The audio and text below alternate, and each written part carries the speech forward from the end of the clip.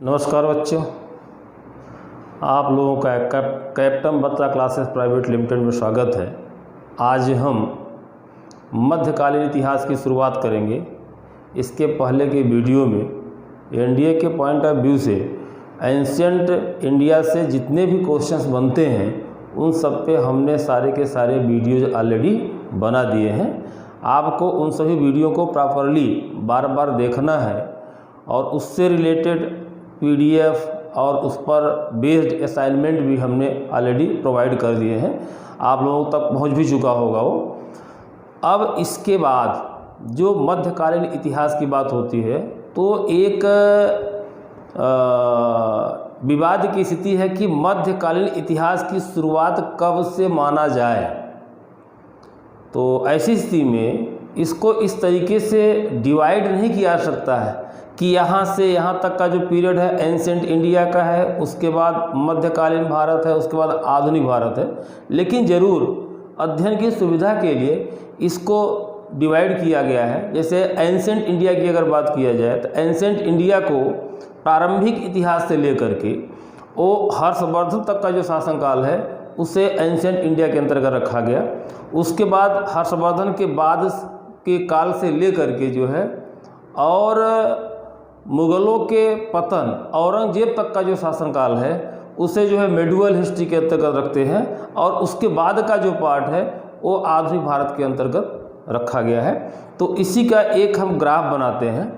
इसको आपको थोड़ा सा देखना पड़ेगा कि मध्यकालीन भारत को जो है इस तरीके से डिवाइड करते हैं। एक होता है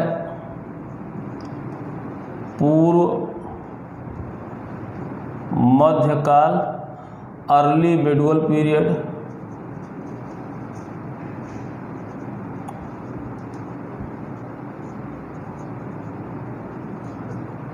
और दूसरा है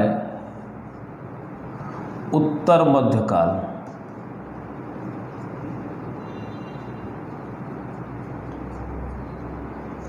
इसको लेटर मेडुअल पीरियड कहते हैं। अब पूर्व मध्यकाल की बात किया जाए तो हर्षवर्धन के बाद से लेकर के मतलब 747 ईस्वी से लेकर के 1206 ईस्वी तक का जो पीरियड है इसे पूर्व मध्यकाल कहाता है। इसे एक नाम और देते हैं, इसे राजपूत काल कहाता है। अब यह जो भाग है यह एनडीए के एग्जाम में नहीं आता। जो राजपूत काल का पूरा है जहाँ पे पूरा त्रिकोणीय संघर्ष आएगा जिसमें प्रतिहार, पाल और साउथ के जो राष्ट्रकूट वंश थे इनके भी जो त्रिकोणीय संघर्ष हुआ था जो लगभग 200 साल तक चला हुआ है। तो यहाँ से कोई क्वेश्चंस नहीं आते हैं। देखिए, हमने आपको पहले ही बताया है कि हमारा लक्ष्य इतिहास को पढ़ाना नहीं है। हमारा लक्ष्य है एनडीए के एग्ज़ाम के पॉइंट ऑफ व्यू से जहाँ से क्वेश्चंस निकलते हैं वही कंटेंट हमको आपको प्रोवाइड करना है। हम उन्हीं चीज़ों को ऑफलाइन जब क्लासेस हमारी थी तो वहाँ पर भी हम यही चीज़ करते थे, ऑनलाइन में भी हम हैं तो ऑनलाइन में भी हम वही चीज़ें आपको प्रोवाइड करेंगे जिससे आपको इस बात का आभास न हो कि नहीं ऑफलाइन और ऑनलाइन में डिफरेंस दिख रहा है। एक पैसे का कोई डिफरेंस आपको नहीं दिखेगा।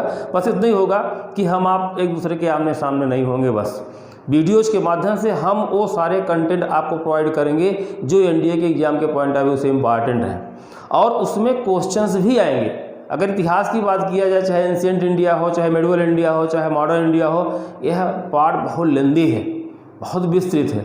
लेकिन आपका जो सिलेबस है और आपका स्वयं का जो लेवल है, अभी आप इंटरमीडिएट पास करके आए हैं, जनरल स्टडी से रिलेटेड जो भी सब्जेक्ट है, history, geography, polity, economic, current affairs, इनको आपने सीरियसली कभी नहीं देखा या आपके आवश्यकता की चीज़ें नहीं रही, इस पर आपने कभी फोकस नहीं किया। इसीलिए अचानक जब बच्चे जीएस के सब्जेक्ट में को पढ़ना शुरू करते हैं तो उन्हें ऐसा लगता है कितना बड़ा बृहद सिलेबस है, इसको हम कैसे पढ़ेंगे। और आपके आसपास में जो बच्चे होते हैं जो तैयारी कर रहे होते हैं, खासतौर से आप इलाहाबाद में हैं तो यहाँ पर जो है जिस भी इलाज में रह रहे होंगे वहाँ पर सिविल की तैयारी करने वाले बच्चे हैं जो 10 साल 15 साल से लगे हुए हैं, तो उनको देख करके आपके मन में कहीं ना कहीं एक निराशा आएगी कि यार इसको इतना बड़ा सिलेबस है, कैसे किया जाएगा। लेकिन हम आपको यकीन दिलाना चाहते हैं कि आपको घबराने की बिल्कुल ज़रूरत नहीं है। हम आपको टू द पॉइंट चीज़ें देंगे जो आपके एग्जाम के पॉइंट ऑफ व्यू से इम्पॉर्टेंट है। अब आप पढ़ेंगे तो आपके समझ में भी आएगा। फालतू की चीज़ों को हम इस कंटेंट में बिल्कुल नहीं जोड़ेंगे और काम की चीज़ों को हम छोड़ेंगे भी नहीं।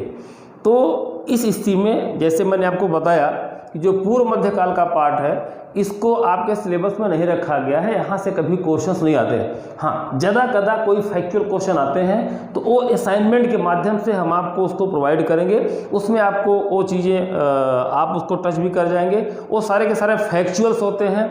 कितना भी कॉन्सेप्चुअल उस पार्ट से आपको पढ़ा दिया जाए, क्वेश्चन नहीं मिलना है। फैक्चुअल चीज़ें आपको रटना पड़ेगा। आप जानते हैं जैसे फैक्ट को रटना ही पड़ता है। फैक्ट का तैयार करने का एक ही तरीका है कि आप उसको रटें।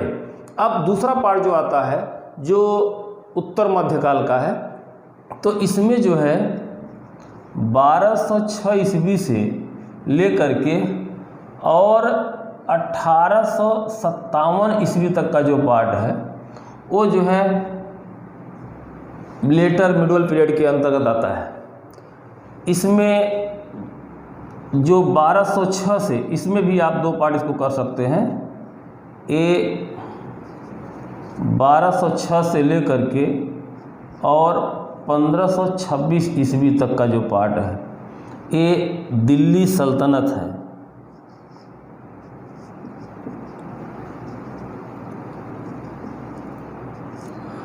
और जो दूसरा पार्ट है, ये जो पार्ट है ये 1526 से लेकर के और 1857 ईस्वी तक है। इसको हम लोग मुगल काल के नाम से जानते हैं। तो ये एक सिंपल सा एक हमने डायग्राम के माध्यम से इसको आपको ब्रीफ किया, समझाने का प्रयास किया कि आप मध्यकालीन इतिहास को किस तरीके से समझेंगे और कैसे इसको आप डिवाइड करेंगे। ठीक है। अब दूसरी बात आती है जो दिल्ली सल्तनत का पार्ट है। दिल्ली सल्तनत को पढ़ने के पहले हमें उसमें से कुछ इम्पॉर्टेंट पॉइंट्स हैं। हमको ये देखना पड़ेगा कि भारत में ये जो मुस्लिम इस्लाम जो था वो इस्लाम किस तरीके से भारत में आया, उस पर से क्वेश्चन बनते हैं। तो उसमें इसको एक अरबों के आक्रमण के रूप में और एक तुर्कों के आक्रमण के रूप में, ये दो टॉपिक में आप देखेंगे। तो हम इसमें पहला हेडलाइन लेते हैं कि अरबों का आक्रमण। इसमें देखते हैं अरबों का आक्रमण, इन्वेजन ऑफ अरब। अरबों का आक्रमण।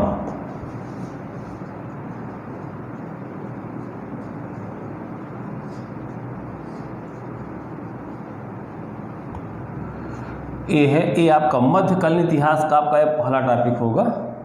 तो अरबों के आक्रमण को समझने के लिए आपको थोड़ा सा पीछे जाना पड़ेगा। जैसा आपने पूर्व में पढ़ा भी है कि भारत का प्राचीन काल से ही मध्य एशिया और रोम के जो देश थे उनके साथ घनिष्ठ व्यापारिक और सांस्कृतिक संबंध था। इस चीज़ को हम आपको पहले भी बता चुके हैं, आज भी बता रहे हैं। आपको उसी संदर्भ में उसको लेकर के चलना है कि भारत का प्राचीन काल में रोमन साम्राज्य का जब विघटन हुआ तो मध्य एशिया का जो क्षेत्र था इसके साथ घनिष्ठ और व्यापारिक संबंध था। और यह जो व्यापार था वह भारत के पक्ष में था। अरब के बड़े बड़े व्यापारी भारत के तटों तक आते थे। अब भारतीय तटों से भारत में निर्मित वस्तुओं को खरीद करके अरब वापस जाते थे और वहाँ मध्य एशिया के बाज़ारों में बेचते थे, खूब लाभ कमाते थे। आपने देखा होगा कि भारत के दक्षिण में इंडियन ओशन है, जिसे हम लोग हिंद महासागर कहते हैं, जिसको जो है एरिथ्रियन सी भी कहा जाता है।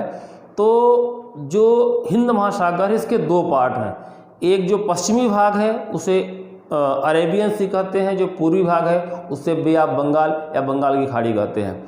तो ये सवाल उठता है कि हिंद महासागर का जो पश्चिमी भाग है उसे अरेबियन सी या अरब सागर क्यों कहते हैं। तो इस सवाल का जवाब है कि प्राचीन काल में अरब के जो लोग थे हिंद महासागर के माध्यम से भारत के तटों तक पहुंचते थे। चूँकि उस समय हिंद महासागर के पश्चिमी भाग में अरब व्यापारियों के बड़े बड़े जहाज अरब महासागर में आते जाते रहते थे। अरबों की इतनी सक्रियता थी, अरबों की उस सक्रियता के कारण ही पश्चिमी महासागर, जिससे प्राचीन ग्रंथों में पश्चिमी पयोधी कहा गया है, रत्नाकर कहा गया है, उसमें उसे अरब सागर का नाम दिया, जिसे आज हम अरेबियन सी कहते हैं। तो इस बात को अच्छे तरीके से समझना पड़ेगा कि भारत का अरबों के साथ घनिष्ठ व्यापारिक और सांस्कृतिक संबंध था, और यह जो व्यापार था वह सदैव भारत के पक्ष में था। अब दूसरा पॉइंट आता है कि जब भारत का अरबों के साथ इतना अच्छा घनिष्ठ व्यापारिक और सांस्कृतिक संबंध था, तो वे कौन सी परिस्थितियां उत्पन्न हुई कि अरबों ने भारत पर आक्रमण किया? तो इस सवाल का जवाब है 570 ईस्वी में, 6वीं शताब्दी के उत्तरार्ध में मध्य एशिया के क्षेत्र में जब इस्लाम धर्म का उदय हुआ। इस्लाम धर्म के उदय के बाद जो मध्य एशिया के क्षेत्र में जब इस्लामिक राज्य स्थापित हुए, तो इस्लामिक शासकों ने इस्लाम धर्म का प्रचार प्रसार करने के लिए और इस्लामिक साम्राज्य का विस्तार करने के लिए उन्होंने चारों दिशाओं में आक्रमण किया। उन्होंने अफ्रीका, यूरोप और एशिया के अन्य क्षेत्रों पर उन्होंने आक्रमण किया और उन्हें सफलता मिली। इसी सफलता से इंस्पायर होकर के, प्रेरित होकर के अरबों ने मध्य एशिया से पूर्व की ओर भारत पर भी आक्रमण कर दिया। तो अरबों के भारत पर आक्रमण करने के पीछे का जो उद्देश्य था वह इस्लाम धर्म का प्रचार करना था और उसके साथ साथ इस्लामिक राज्य की स्थापना करना था। ये क्वेश्चन बहुत इंपॉर्टेंट है कि आखिर अरबों ने भारत पर आक्रमण क्यों किया? एक कॉन्सेप्चुअल क्वेश्चन बनता है। तो इस कॉन्सेप्चुअल क्वेश्चन का जवाब आपका होगा कि अरबों ने भारत पर जो आक्रमण किया उसके पीछे उनके दो मकसद थे। एक था इस्लाम धर्म का प्रचार करना और दूसरा था इस्लामिक राज्य की स्थापना करना। इसी टाइप के कॉन्सेप्चुअल क्वेश्चंस आते हैं जो मैं आपको इसमें बता रहा हूँ, रिवील कर रहा हूँ पूरा, और आगे इस पर रिलेटेड हम आपको क्वेश्चंस भी प्रोवाइड करेंगे। तो आपको ये बातें बहुत आसानी से समझ में आएंगी। जब आप वीडियोज़ देखेंगे, उस पर जो हम PDF प्रोवाइड करेंगे उसको आप पढ़ेंगे, फिर आप उस पर बेस्ड हम असाइनमेंट देंगे, वो सारी चीज़ें आपके समझ में आ जाएंगी। तो आपको खुद ही एहसास हो जाएगा कि GS पढ़ना बहुत कठिन नहीं है, बहुत आसान है। अगर NDA के पॉइंट ऑफ व्यू से जब आप GS पढ़ेंगे तो आपको कोई असुविधा नहीं होगी। तो आइए देखते हैं कि पहला कौन अरब आक्रमणकारी था जिसने भारत पर आक्रमण किया। तो इसमें आता है मोहम्मद बिन कासिम। मोहम्मद बिन कासिम ने 712 ईस्वी में भारत पर पहला आक्रमण किया। ये पहला अरब आक्रमणकारी था जिसने 712 ईस्वी में भारत पर आक्रमण किया और भारत पर आक्रमण करके सिंध पर अधिकार कर लिया। जो इसका आक्रमण था वो था सिंध, और उसके बाद यह पंजाब तक गया। तो इसने जो है सिंध पर अधिकार कर लिया और सिंध का शासक था दाहिर। सिंध का शासक दाहिर था, यह पराजित हुआ। जब मोहम्मद बिन कासिम ने सिंध पर अधिकार कर लिया तो सिंध पर अधिकार करने के बाद उसने वहाँ पर धर्मांतरण किया, बलपूर्वक वहाँ पे लोगों का धर्म परिवर्तन कराया और वहाँ के नागरिकों से जजिया कर वसूल किया। बहुत इंपॉर्टेंट क्वेश्चन है, पूछा जाता है कि भारत में सर्वप्रथम जजिया कर किसने वसूल किया? तो जजिया कर वसूल किया किसने किया था? मोहम्मद बिन कासिम ने भारत में सर्वप्रथम जजिया कर वसूल किया। अब दूसरा सवाल होता है कि जजिया कर क्या था? तो हम थोड़ा सा जजिया कर के बारे में ब्रीफ करना चाहेंगे क्योंकि आगे के वीडियोज में भी जजिया का बार बार जिक्र आएगा। तो आपको ये असुविधा न हो, जब जजिया शब्द आ जाए तो आपको लगे कि जजिया तो मैंने शुरू से ही पढ़ा, लेकिन जजिया की मीनिंग नहीं समझ में आई। तो हम आपको बताना चाहते हैं कि इस्लामिक शासन व्यवस्था के अंतर्गत जो शासक होता है उस शासक को शरीयत के अनुसार अपनी जनता से या जहाँ पर वह शासन कर रहा है वहाँ के नागरिकों से 4 प्रकार के कर वसूल करने का अधिकार है। ये जो 4 कर हैं, ये है जजिया कर, ज़कात कर, खुम्स कर और खराज।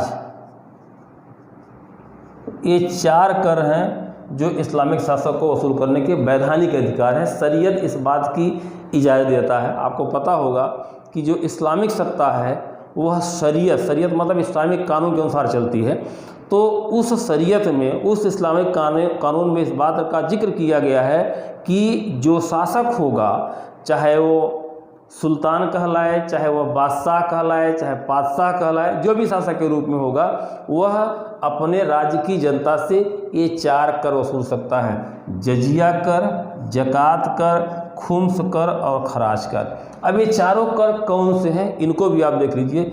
जजिया कर जो था वह गैर मुस्लिमों से वसूल किया जाता था, मतलब उस राज्य में जो मुसलमान नहीं हैं उन लोगों से जजिया कर वसूल किया जाता था। जजिया कर इसलिए वसूल किया जाता था उस राज्य में रहने के वजह में, चूँकि इस्लाम में कहता है कि किसी भी इस्लामिक राज्य में दूसरे धर्म के लोगों को रहने का कोई अधिकार नहीं है।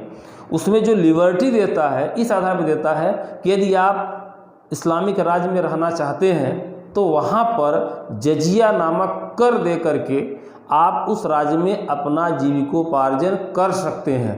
तो उस राज्य में अपना जीविकोपार्जन करने के लिए, अपना जीवन जीने के लिए जो कर शासक को दिया जाता था उसे कहते थे जजिया कर। और यह आय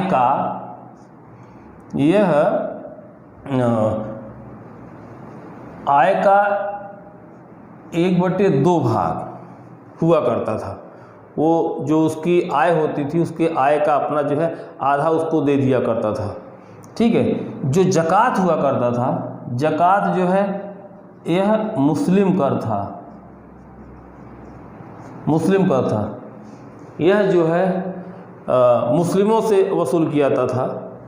और जो खुम्स था यह लूट, जैसे शासक ने कहीं पे आक्रमण करवाया, सेना ने कहीं पे सैन्य अभियान किया, सैन्य अभियान के बाद वहाँ से जो आय हुई, लूटपाट में जो माल मिला उसका कुछ भाग, मतलब 1/5 भाग सुल्तान को दिया जाता था। तो जो भाग सुल्तान को दिया जाता था उसे खुम्स कहते थे। ठीक है। और जो खराज होता था यह भूमि कर था, मतलब उस राज्य में रहते हुए जो व्यक्ति कृषि कार्य कर रहा है उसे अपनी आय का 1/3 भाग भूमि कर के रूप में सुल्तान को देना होता था। तो इस प्रकार से इस्लामिक राज्य में जजिया, ज़कात, खुम्स और खराज ये 4 प्रकार के कर लिए आते थे। तो इनका जिक्र बार बार आएगा। जैसा मैंने यहाँ पे पहले बताया कि मोहम्मद बिन कासिम पहला ऐसा आक्रमणकारी था जिसने भारत पर आक्रमण किया और भारत के लोगों से पहली बार जजिया कर वसूल किया। इसने लगभग 2 दशक तक शासन किया था। 2 दशक तक शासन करने के बाद फिर वापस यह अरब लौट गया और अरब जाने के बाद इसकी मृत्यु हो गई।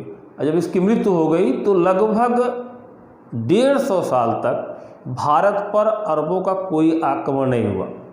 ये जो अरब आक्रमण हुआ था, इस अरब आक्रमण को वहाँ के खलीफाओं का, वहाँ के जो अरब के जो खलीफा थे उनका उन्हें समर्थन प्राप्त था। एक क्वेश्चन आता है कि निम्न कथनों में से कौन सा कथन सही है। एक क्वेश्चन अक्सर आता है कि निम्न कथनों में कौन सा कथन सही है। तो उसमें दिया रहता है कि जो मोहम्मद बिन कासिम के नेतृत्व में भारत पर अरबों का आक्रमण हुआ था, उस आक्रमण को वहाँ के खलीफा का समर्थन प्राप्त था या नहीं प्राप्त था। तो आप इसमें लिख लीजिए कि अरबों के आक्रमण को वहाँ के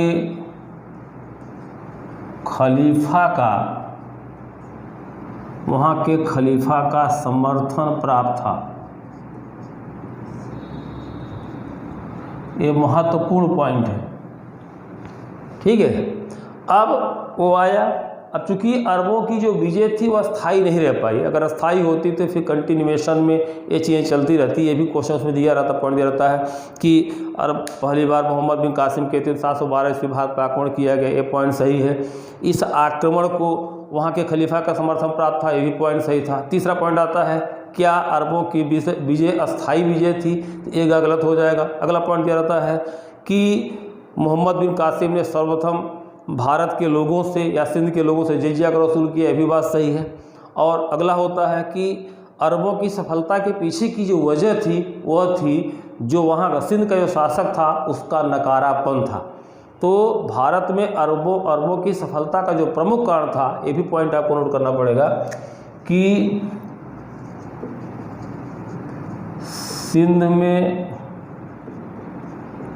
अरबों की सफलता का प्रमुख कारण सिंध के शासक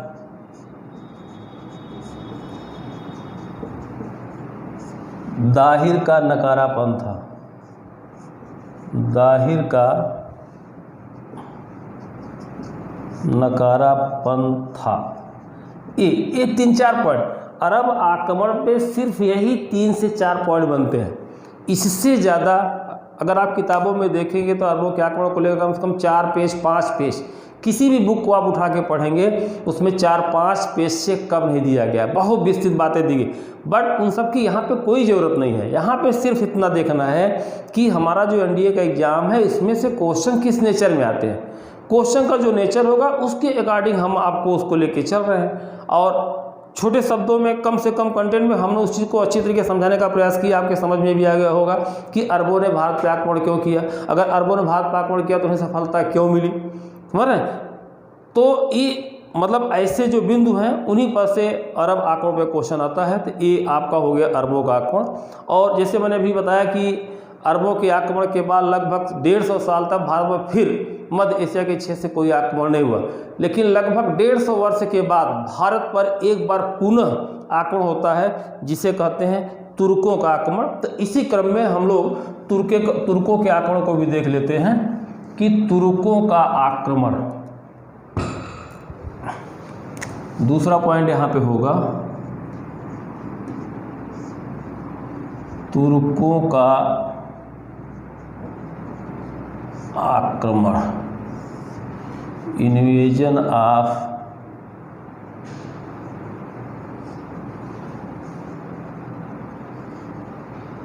तुर्कों का आक्रमण। तो तुर्कों के आक्रमण के रूप में आपको इस तरीके से देखना पड़ेगा कि मध्य एशिया का जो क्षेत्र था, मध्य एशिया में जनजाति व्यवस्था थी, छोटे छोटे राज्यों का समूह था। उन राज्यों में आपसी संघर्ष जैसी स्थितियाँ थी। उसमें कई कबीले थे, कबीलों में कबीले छोटे छोटे ग्रुप में बने हुआ करते थे, वे अपने अपने क्षेत्र पे शासन किया करते थे।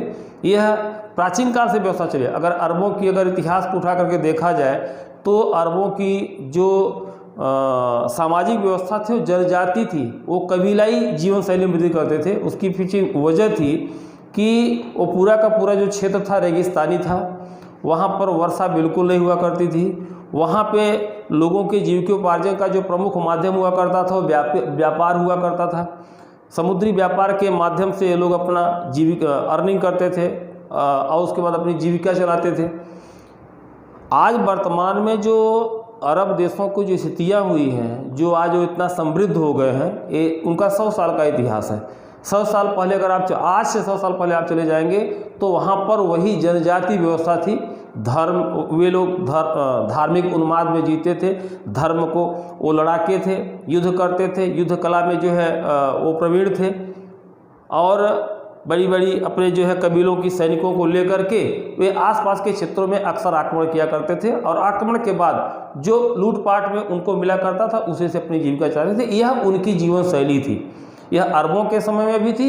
यही जीवन शैली, यही जनजाति व्यवस्था, यही कबीलाई व्यवस्था उनकी तुर्कों के समय में थी। लेकिन वही था कि ये इस्लाम के प्रति जो इनका जो धर्म था, इनमें उनकी पूरी आस्तिकता थी धर्म के प्रति उनका काफ़ी जो है लगाव था, और धार्मिक उन्माद में आकर के ही ये आसपास के क्षेत्रों में आक्रमण किया करते थे। तो उसमें इनके दो लक्ष्य पूरा होते थे। एक, इनको जो है जो मानसिक सुकून मिलता था अपने धर्म के प्रचार से, और उसके साथ साथ जब ये आसपास के क्षेत्रों पे आक्रमण करते थे तो वहाँ पर आक्रमण के बाद इनको बहुत सारी धन धान्य की चीज़ें मिलती थी, जिसको लूट पाट करके फिर ये अपने पास लाते थे और उससे अपनी जीविका चलाते थे। जो व्यापारिक वस्तुएं होती थी उनको बेचा करते थे, अपने आवश्यकता की चीज़ों को जो है वे एकत्रित करके अपना जीविकोपार्जन करा करते थे। तो तुर्कों के आक्रमण के समय भी मध्य एशिया में जनजातीय संगठन की व्यवस्था थी। तो उनमें जो पूरा का पूरा, अगर आज देखें, अगर इनका भौगोलिक स्थिति देखा जाए तो जो आज अफगानिस्तान का क्षेत्र है, जो सीरिया का क्षेत्र है, जो ईरान का क्षेत्र है, जो इराक का क्षेत्र है, जो सऊदी अरबिया का क्षेत्र है, ये पूरा का पूरा जो मध्य एशिया का इलाका है वह जो है इस्लामिक प्रचार का, मतलब जो है इस्लामिक संस्कृति का एक सेंटर, एक केंद्र बना हुआ था, और उसी में ये लोग अपना जो है जीवन यापन कर रहे थे, और उसी में ये लोग अपना जो है सैनिक संगठन बना करके आसपास के क्षेत्रों पे आक्रमण किया करते थे। तो तुर्कों के आक्रमण के संदर्भ में देखा जाए तो 10वीं सदी के मध्य से जो तुर्कों के इन्वेजन की बात आती है, तुर्कों के अभ्युदय की अगर बात किया जाए तो ये 10वीं सदी के पूर्वार्ध में भी ये जो है एक शक्तिशाली शक्ति, मतलब सत्ता के रूप में स्थापित हो चुके थे, जिसमें जो है मध्य एशिया के गजनी क्षेत्र में, मध्य एशिया का गजनी क्षेत्र देखा जाए तो अलप्तगीन नाम का एक व्यक्ति था। अलप्तगीन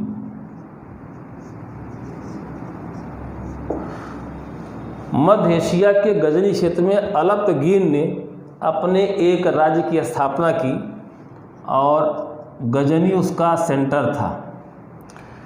अलप्तगीन का जो उत्तराधिकारी था वह सुबुक्तगीन हुआ। अब सुबुक्तगीन के विषय में कहा है, कुछ लोग कहते हैं कि अलप्तगीन का पुत्र था, कुछ लोग कहते हैं वो दामाद था। चाहे पुत्र रहा हो चाहे दामाद रहा हो, यह इसका उत्तराधिकारी था।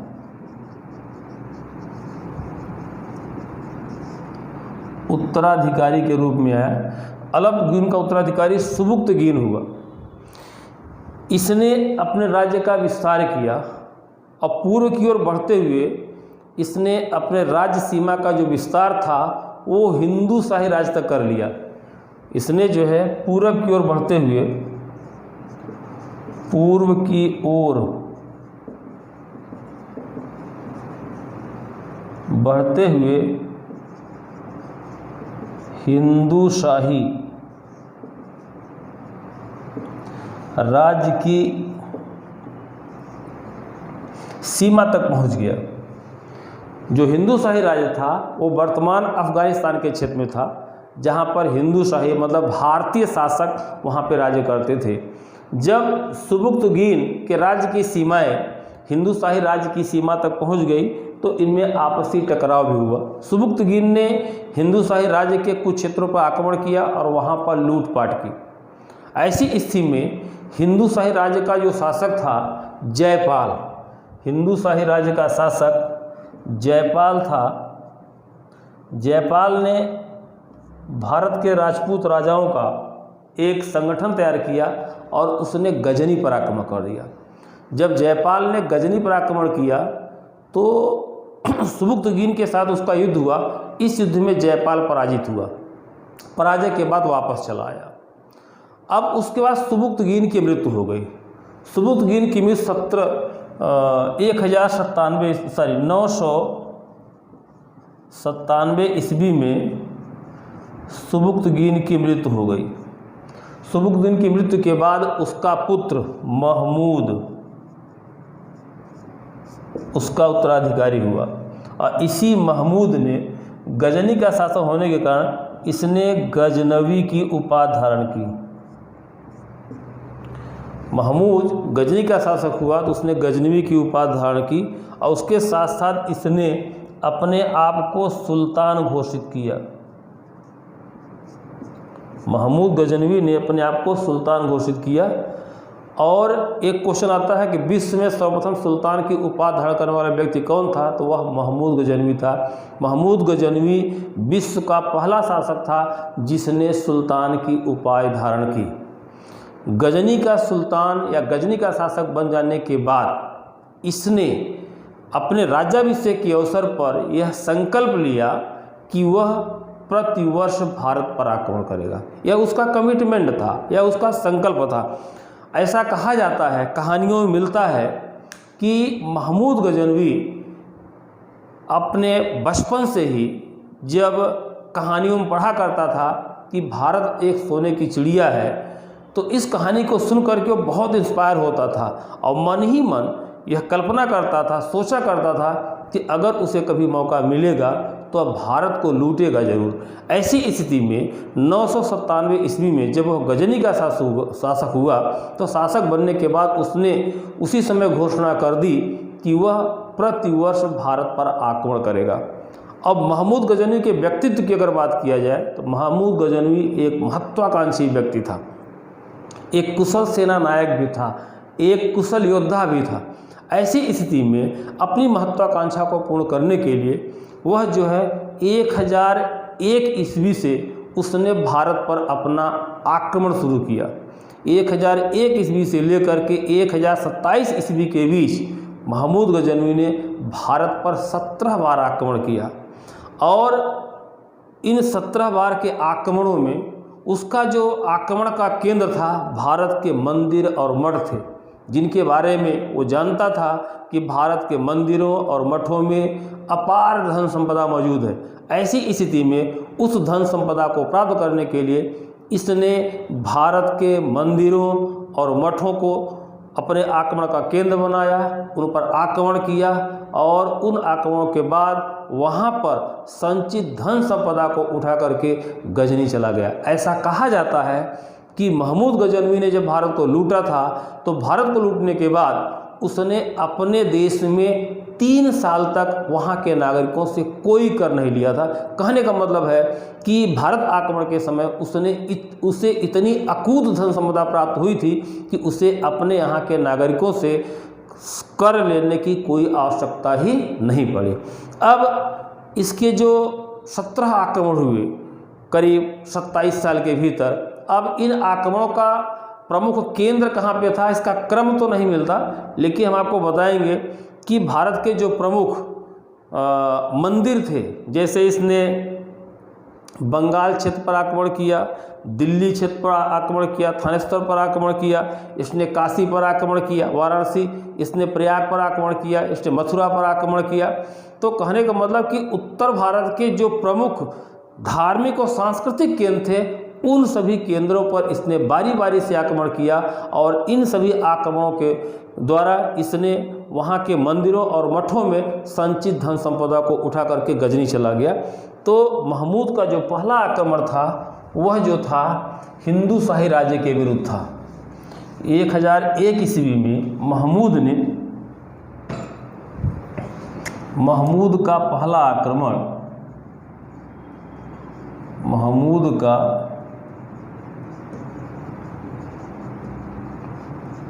पहला आक्रमण 1001 ईस्वी में हिंदू शाही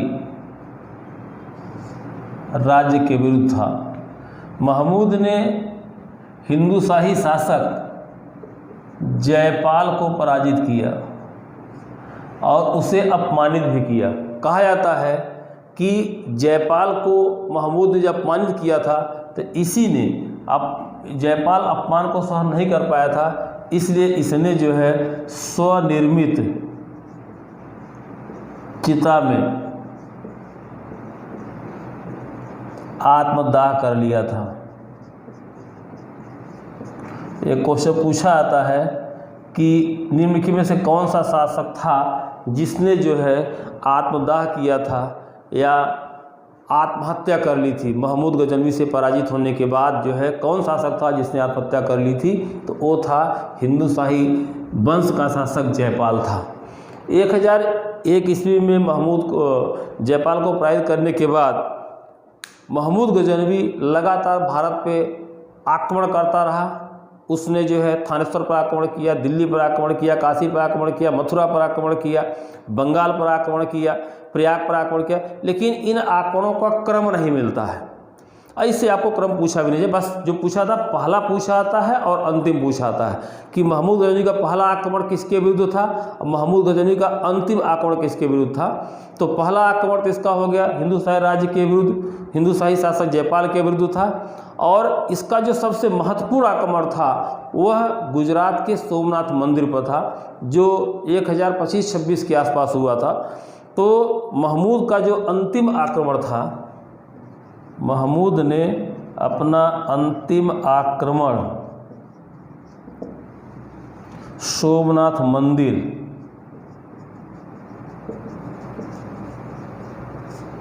गुजरात के सोमनाथ मंदिर पर किया था, गुजरात के सोमनाथ मंदिर पर किया था। कहा जाता है कि इस मंदिर पर आक्रमण के बाद उसे अकूत धन संपदा मिली थी, जिसे वह घोड़ों पे, खच्चरों पे, हाथियों पे, ऊँटों पे लाद करके जो है गजनी गया था। जब उसने सोमनाथ मंदिर को लूटने के बाद वहाँ से धन संपत्ति को वापस लेकर गजनी लौट रहा था, तो रास्ते में कुछ जन राजस्थान के कुछ क्षेत्रों में जाट थे, जाटों ने उसके रास्ते को रोकने का प्रयास किया था। लेकिन उस समय महमूद गजनवी बच बचाकर वापस गजनी चला गया। गजनी वापस जाने के बाद उसके बाद उसने 1027 ईस्वी में 1027 ईस्वी में महमूद ने भारत पर अंतिम आक्रमण किया। एक क्वेश्चन बहुत इम्पॉर्टेंट है कि उसका जो अंतिम आक्रमण था कब था, किसके विरुद्ध था। तो 1027 ईस्वी में जाटों के विरुद्ध था। उसने जाटों को दंड देने के लिए 1027 ईस्वी में आक्रमण किया था और 1030 ईस्वी में महमूद गजनवी की मृत्यु हो गई थी। तो कहने का मतलब है कि 1001 से 1027 ईस्वी तक वह लगातार भारत पर आक्रमण ही करता रहा और 1030 ईस्वी में उसकी मृत्यु हो गई। तो ऐसी स्थिति में महमूद गजनवी का जो राजनीतिक जो उपलब्धियां थी वो ये थी कि उसने भारत पर आक्रमण किया, भारत को लूटा और भारत के मंदिरों मठों में संचित धन संपदा को उठाकर गजनी चला गया। एक क्वेश्चन आता है कि महमूद गजनवी के भारत पर आक्रमण का प्रमुख उद्देश्य क्या था। बहुत इंपॉर्टेंट क्वेश्चन है, इसको मैं आपको बताना चाहता हूँ कि जैसे इसके पहले मैंने आपको बताया था कि अरबों के भारत पे आक्रमण का जो प्रमुख उद्देश्य था वह इस्लाम धर्म का प्रचार करना और इस्लामिक राज्य की स्थापना करना था। लेकिन तुर्क महमूद के लक्ष्य में ये बिल्कुल कुछ नहीं था। न तो वह भारत में इस्लाम धर्म का प्रचार करने के लिए आया था, न ही वह भारत में इस्लामिक सत्ता स्थापित करने के लिए आया था। महमूद गजनवी के भारत पर आक्रमण का प्रमुख उद्देश्य भारत के मंदिरों और मठों में संचित धन संपदा को लूटना था। ये बहुत इंपॉर्टेंट पॉइंट है, इस पॉइंट पे आपको फोकस करना पड़ेगा। और यही क्वेश्चन के रूप में आता है कि निम्न कथनों में से कौन सा कथन सही है, निम्न कथनों में से कौन सा कथन सही है, which of the following statement is correct, और उसमें फिर दिया रहेगा महमूद को लेकर के। तो आपको ध्यान देना पड़ेगा कि महमूद गजनवी के, चूंकि इसके पहले मैं आपको बता चुका हूं कि अरबों के आक्रमण का उद्देश्य क्या था, तो अरबों के आक्रमण और महमूद गजनवी का आक्रमण दोनों पे क्वेश्चन बनते हैं, कॉन्सेप्चुअल क्वेश्चन बनते हैं। तो मैं आपको बार बार याद दिलाना चाहता हूं कि आपको इसमें डिफरेंशिएट करना पड़ेगा।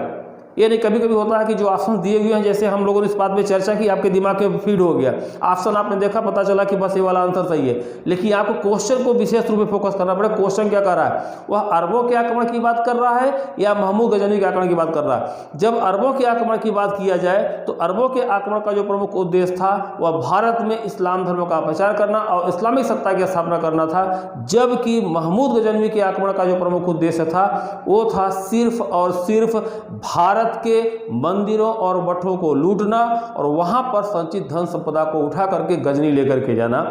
महमूद गजनवी का भारत पर आक्रमण का भारत पर आक्रमण के उद्देश्य में इस्लाम धर्म का प्रचार और इस्लामिक राज्य की स्थापना दूर दूर तक कुछ भी नहीं था। ये दोनों चीज़ें उसके लक्ष्य में, उसके उद्देश्यों में नहीं थी। तो इस बात को आप लोगों को विशेष तौर पर फोकस करना पड़ेगा कि उसने जो है भारत पर आक्रमण जो किया था उसका लक्ष्य सिर्फ और सिर्फ आर्थिक था, न कि राजनीतिक या धार्मिक। इस पॉइंट को आपको फोकस करना पड़ेगा। अब महमूद गजनवी की जैसे ही मृत्यु होती है, महमूद गजनवी की मृत्यु के बाद फिर गजनी साम्राज्य का विघटन शुरू होता है और गजनी साम्राज्य के विघटन के बाद फिर जो सत्ता का केंद्र था, अभी जो गजनी था, अब सत्ता का जो केंद्र था वो अब जो है गौर क्षेत्र हो गया। पहले जो गौर क्षेत्र था वह गजनी राज्य के अंतर्गत आता था, बाद में गौर क्षेत्र एक स्वतंत्र सत्ता के रूप में स्थापित हुआ और वहाँ पर सत्ता जो है गजनी से हट करके जो है अब गौर क्षेत्र में चली गई। तो यहाँ पर एक और पॉइंट आपको तुर्कों के आक्रमण के क्रम में ही आपको देखना है, तो जिसमें जो है शिहाबुद्दीन मोहम्मद गोरी की हम लोग चर्चा करेंगे। तो नेक्स्ट वीडियो में हम लोग जो है शिहाबुद्दीन मोहम्मद गोरी और गौर क्षेत्र की चर्चा करते हैं। धन्यवाद।